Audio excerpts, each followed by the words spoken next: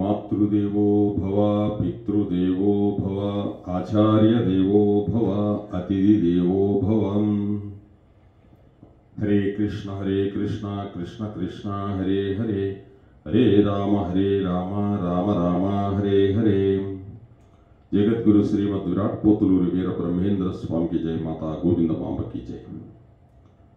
ఈరోజు వీర బ్రహ్మేంద్ర స్వామి యొక్క కాలజ్ఞానంలో ఏం చెప్పాడు భగవంతుడు? బ్రహ్మంగారే శ్రీకృష్ణ పరమాత్ముడు. ఎందుకంటే కృష్ణుడికి బ్రహ్మంగారికి తేడా లేదండి.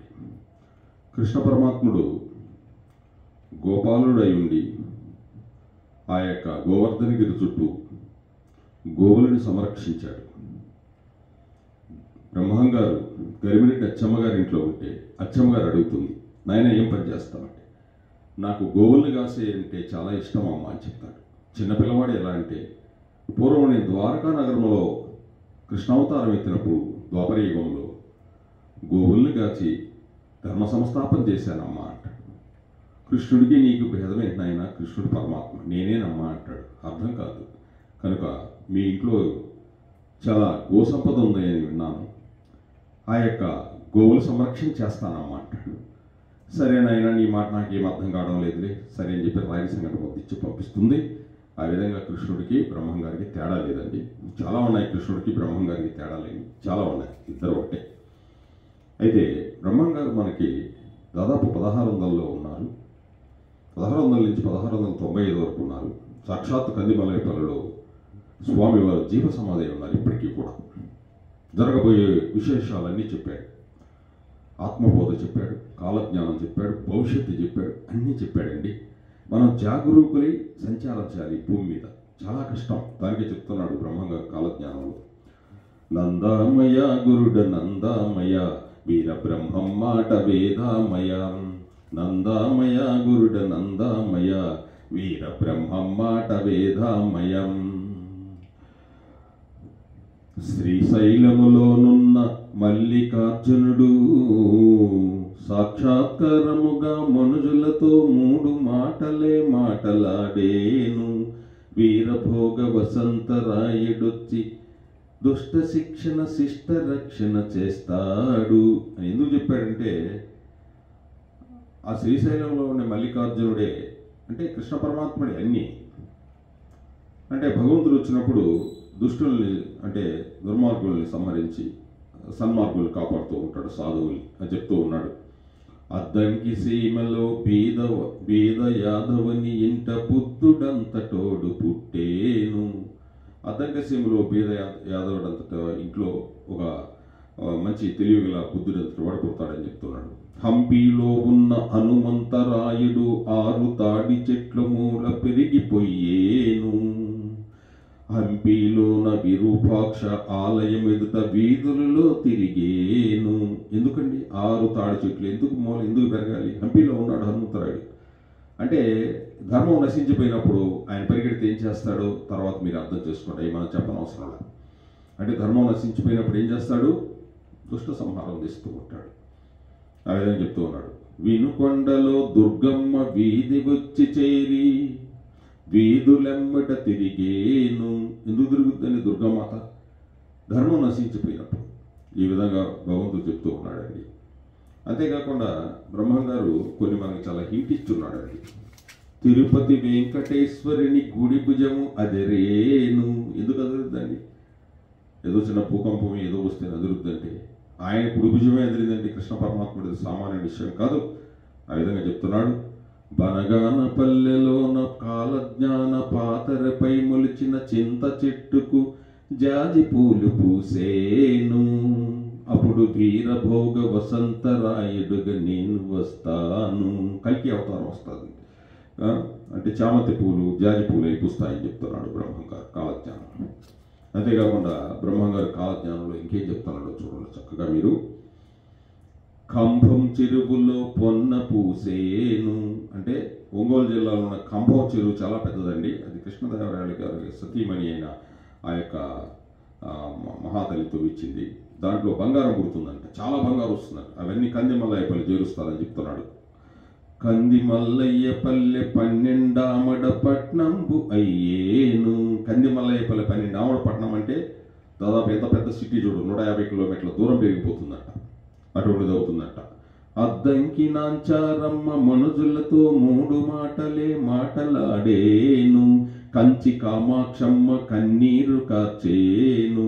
మధుర మీనాక్షమ్మ మనుజులతో 3 మాటలే మాటలాడేను. బెజవాడ కనక దుర్గమ్మ కొండ పగలేను. బెజవాడ గోలుకొండంత పట్టణం బయ్యేను. బెజవాడ గోలుకొండంత పట్టణం వద్దని రాస్తున్నాడు. మీ కాలజ్ఞానంలో చూపిస్తా ఏ పేజీలో కావాలి. ఎందుకంటే రాబోయే కాలంలో గోల్కొండతో సమానంగా భేటీ చేస్తుంది. అంటే నువ్వు నేను ఒకటేనని అంత పట్టణం అయిపోతుందంట బెజవాడ. ఎందుకు అవుతుందంటే బెజవాడ పట్టణం మరి ఇంద్రకీలాద్రి అమ్మవారు ఉన్నారు కదా, ఈ విధంగా చెప్తున్నాడు. ఇంకొకటి చెప్తున్నాడండి బ్రహ్మంగారు, ఏం చెప్తున్నాడంటే బంగారమే కంటి కనపడకపోయేను, ముత్యమంతైనను దొరకకపోయేను.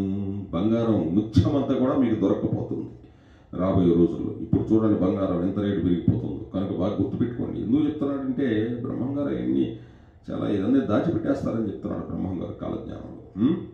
ఈ విధంగా చెప్తున్నాడు.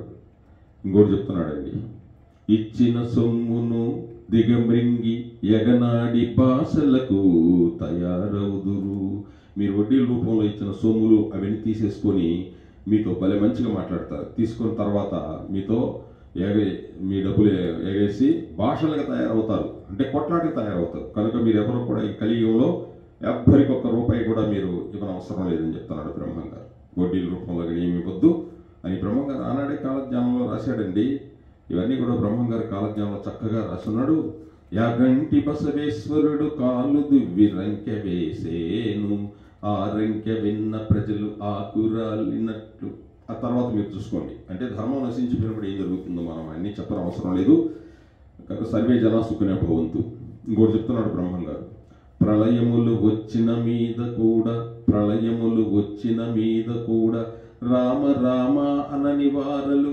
అంటే ప్రళయాలు వచ్చిపోయిన తర్వాత కూడా భగవంతుని నామాన్ని ఉచ్చరించకపోతే చాలా కష్టాలు వస్తాయని చెప్తున్నాడు. మరి ఈశాన్యమన్న విషగాలి వచ్చి కొందరు మడచేరు. మరి చైనా దేశంలో విషగాలి వచ్చింది, అక్కడి నుంచే వచ్చింది మరి కరోనా వ్యాధి. మరి ఎంతోమంది మన వాళ్ళందరూ కూడా నిహతులైపోయారు. మరి ఉన్నవాళ్ళు కూడా ఏం చెప్తున్నాడు బ్రహ్మంగారు, ప్రళయములు వచ్చిన మీద కూడా రామ రామ అని వారు. అంటే వచ్చిన తర్వాత కూడా మీరు భగవంతుడిని స్మరించకపోతే కష్టాలు అవుతాయా? కానీ భగవంతుడే మనందరికీ దిక్కు అని చెప్తున్నాడు భగవంతుడు బ్రహ్మంగారు. రామనామం ఎందుకు చేయాలి?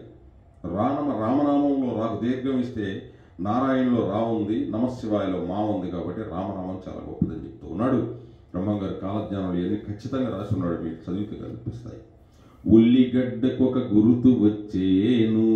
ఉల్లిపాయకు ఒక గురుతు వస్తుందని చెప్పాడు. వచ్చిందా లేదండి? ₹100 మిందా లేదా? ఇది కాలజ్ఞానంలో 30 సంవత్సరాల కింద చదివా. బంగారం కూడా నేను 30 సంవత్సరాల కింద చదివా. ఈనాడు బంగారం చూడండి ఎంత ఉందో, కంటికి కనిపించకుండా పోతుంది, ముత్యమంతా కూడా కనిపించకుండా పోతుందని చెప్తున్నాడు.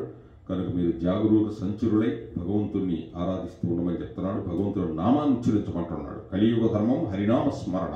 హరే కృష్ణ కృష్ణ కృష్ణ హరే హరే, హరే రామ రామ రామ హరే హరే. ఏడుకొండలవాడ వెంకటరమణ గోవింద గోవింద. బ్రహ్మంగారు ఏం చెప్పాడండి, మీకు బంగారం కంటికి ముత్యమంతా కూడా కనిపించకుండా పోతుందన్నాడు. ఇద్దరికి ఆధారం వస్తుంది అంటున్నాడు. మీకు అవన్నీ కాలజ్ఞానంలో ఉన్నాయి చక్కగా.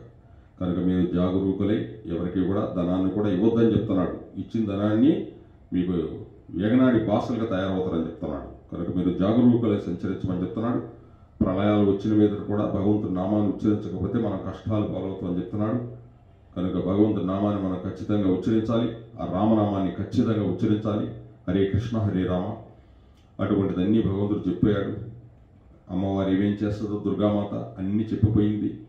బ్రహ్మంగారి కాలజ్ఞానంలో ఆ విధంగా చెప్పి ఉన్నాడు. కాబట్టి మనం జాగరూకులై సంచరించాలి. అంటే జాగ్రత్తగా మసులుకోమని చెప్తున్నాడు భగవంతుడు. భగవన్ నామాన్ని మించింది లేదు. భగవంతుడే మనకి రక్ష ఈ జగత్తులో. మాతృదేవో భవ పితృదేవో భవ. జన్మనిచ్చిన తల్లిదండ్రులకు ఒకసారి నమస్కారం చేసుకోవటం, మనకి జ్ఞానాన్ని ఇచ్చిన గురువుకు ఒకసారి నమస్కారం చేసుకోవటం. సర్వేజన సుఖినో భవంతు. అంతేకాకుండా సర్వజీవుల్ని ప్రేమించమని చెప్తున్నాడు భగవద్గీతలో. అహమాత్మ గుడాకేశ సర్వభూతాశయ స్థితి అర్జునాన్ని జీవరాశులను ప్రేమిస్తే నన్ను ప్రేమించినట్టే. జై వీరబ్రహ్మేంద్ర స్వామికి జై, మాతా గోవిందమాంకి జై. శ్రీశైలనాథుడు సాక్షాత్కారముగా మనుజులతో మాట్లాడే. ఈశాన్యములుగా విషగాలి పుట్టి అందున కొందరు నష్టమయ్యేదు. ఇదే మనొచ్చిన కరుణావేది. ఈశాన్యం అంటే చైనా. ఇదిగోండి, ముందు ముందు బంగారము ముత్యమంతైనా దొరకకుండేను, ఇత్తడి బంగారమంత ధర కలిగి ఉండేను. ఇప్పుడు చూడండి ఎంత ధర ఉందో, బాగా గుర్తుపెట్టుకోండి. మధుర మీనాక్షమ్మ మనుజులతో మాట్లాడేను. అద్దంకి నాంచారమ్మ ముందుగా కంభం చెరువులో బంగారము తీయించి కంది మల్లయ్య పలికి తెత్తురు.